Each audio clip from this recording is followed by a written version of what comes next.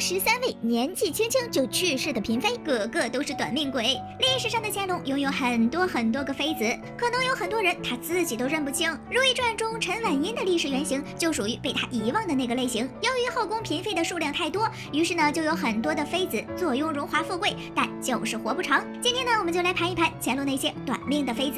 第一位薄命妃子当属哲敏皇贵妃噶哈里富察氏，就是《如懿传》当中未曾谋面的哲敏皇贵妃。因为生年不详，所以呢只能推断出她去世时还不到25岁。她这个哲敏的封号在满语里就是可惜的意思。乾隆能给她选择这个封号，可见她的一生到底是有多可惜。历史上的哲敏皇贵妃呢是左领之女，身世呢属于中等水平吧。雍正3年，她就被指给当时还是4阿哥的弘历做格格。她跟了弘历3年之后，在雍正6年给弘历生下了长子永璜。3年之后呀，仍然是格格的哲敏皇贵妃又为弘历生下一个女儿。只是呢，这个女儿也非常的命薄，没能好好的活下来。但这里和电视剧中就不一样啦，剧中的哲敏皇贵妃是因为难产去世，而且还是母女俱损的结局。但历史上的哲敏皇贵妃在这个女儿去世4年后才薨逝。她这一生最值得惋惜的事情，可不是寿命太短，而是去世的时间太尴尬了。哎，这又怎么说呢？哲敏皇贵妃是在雍正13年的7月初3去世的。同年，她的公公雍正皇帝在8月23驾崩，她的老公呢，在9月初3就成功在太和殿登基。从格格到皇帝的嫔妃，她只差多活几天呀。哲敏皇贵妃内心 OS： 咋的？我活着影响你登基了呗，弘历呀！她这一辈子呀，活着的时候也就是个格格，陪着老公走过了还是皇子的日日夜夜，却在她快要登基的时候去世，卡的这个时间点呢就非常的尴尬。但凡晚几天就能赶上老公登基，还能享受几天金尊玉贵的生活。就因为早去世了一段日子，所以只能享受死后的追风。要不说她可惜呢，哎。第二位薄命妃子惠贤皇贵妃高佳氏，也就是咱们《如懿传》当中那个蠢萌的奶凶反派高熹月。历史上的高佳氏呢，受宠归受宠，可依然没有长命百岁的福气，不到35岁就已经薨逝了。历史上的高佳氏呢，也是包衣出身，后来才被抬旗抬进了镶黄旗。镶黄旗包衣，贵妃，你也是包衣出身，伺候皇上得了抬旗之荣。其实呢，一开始的高佳氏只是弘历的使女，但在雍正12年时被升为宝亲王侧福晋，紧接着呢，在雍正13年9月时又被乾隆封为贵妃。宝宝们看到这儿可别迷惑哦。雍正帝呢，在那年的7月份就已经去世，乾隆就是在9月份登基，所以呢是雍正13年封贵妃。因为呢，皇帝们在登基之后不会立马就改年号，一般都是第2年才会改，所以这才有了乾隆的妃子在雍正13年受封。我们言归正传。历史上的高佳氏呢，在乾隆的后宫属于非常受宠的那一挂。之前的升为侧福晋以及抬旗都可以说明她有多受宠。即便高佳氏的父兄多有能耐，但这抬旗之荣里也有她的原因。她可是乾隆年间的第1位贵妃和第1位皇贵妃。因为呢，她受封是在乾隆10年正月23，而哲敏皇贵妃的追封呢，则是在同年的正月24。所以其实高佳氏才是乾隆的第1位皇贵妃。跟哲敏皇贵妃一比，咱们高佳氏该真是很可以的了，人家并没有生孩子，但依然备受宠爱。哲敏皇贵妃这长子都生了，还只是个格格。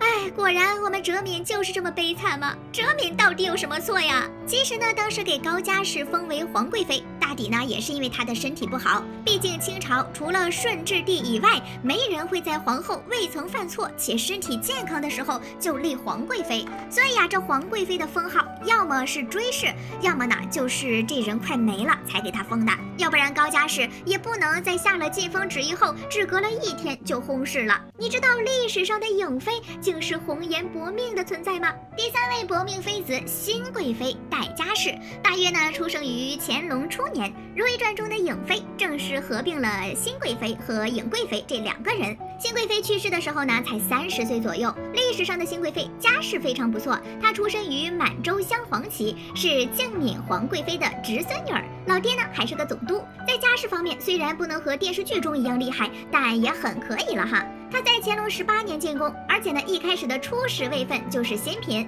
她自己也很争气，入宫2年后就为乾隆生下了皇六女。之后在乾隆22年，也就是生完皇六女的2年之后，她又生下了皇8女。只是呀，生完皇八女之后又2年，新贵妃的皇六女去世之后的她就再也没有生过孩子。不过乾隆还是很喜欢她的，于是呀，在乾隆的28年，她就成了新妃。可能呢是这次封妃给她成功冲喜，9月份刚下旨册封，12月份就再次怀孕。但乾隆29年4月末，新妃就忽然去世，肚子里的孩子自然是没能活下来。乾隆呀也是觉得很惋惜，为她辍朝5天，还让她呢以贵妃之礼下葬。然而她去世3年后，仅生的一个孩子皇八女也去世了。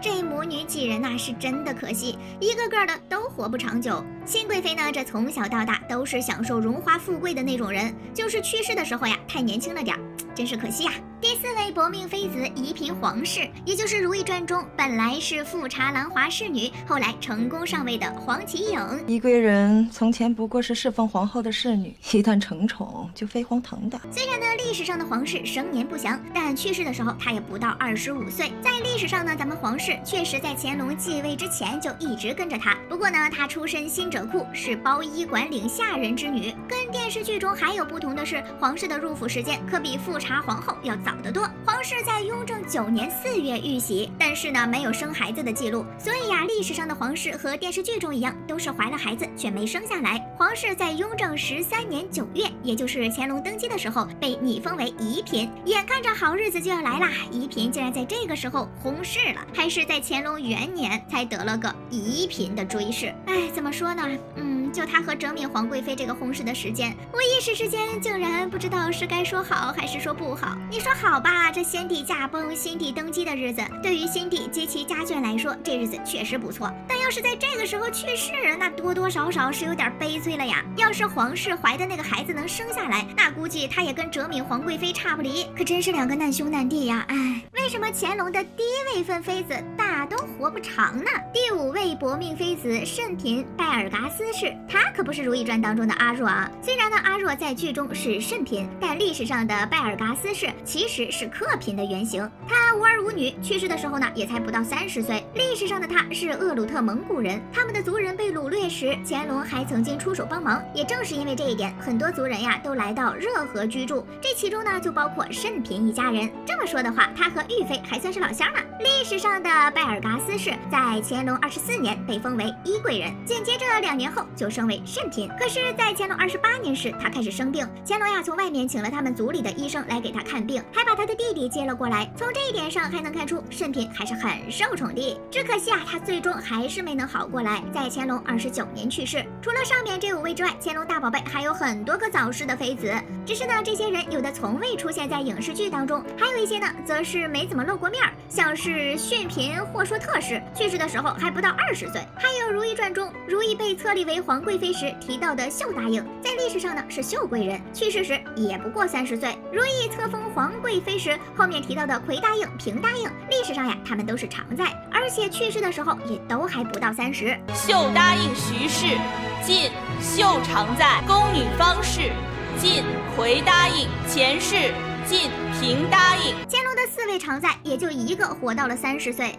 除了这几位之外呢，还有来自回部的福贵人、瑞贵人，出身于玉妃宫女的新贵人，以及一位金贵人。历史上的福贵人还不到20岁就因病去世，瑞贵人索绰罗氏未满25岁便也去世了。原来呀，给玉妃当宫女的新贵人去世时也才30岁，至于那位金贵人也是不满20岁便去世了。这些早逝的妃子是真的很多呀，他们难保不是因为被忽视郁郁而终。那些高位分的妃子早逝呢，或许是因为病逝，但也有可能是死于宫斗。哎，看来呀，这乾隆的妃子还真是不好当呀。好啦，本期视频就到这里啦，宝宝们别忘了点赞、评论哦，啾咪。